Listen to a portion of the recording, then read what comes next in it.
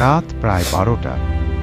শেষ মেসেজটা এখনো পড়েনি সে, যার You're সাথে hilarious. প্রতিদিন I know, কথা right? হতো। But I হাসি, miss you. গল্প, স্বপ্নে ভরা I'll be home. রাতগুলো আজ তার কাছ থেকেই এসেছে একটা ছোট্ট মেসেজ, তুমি ভালো থেকো।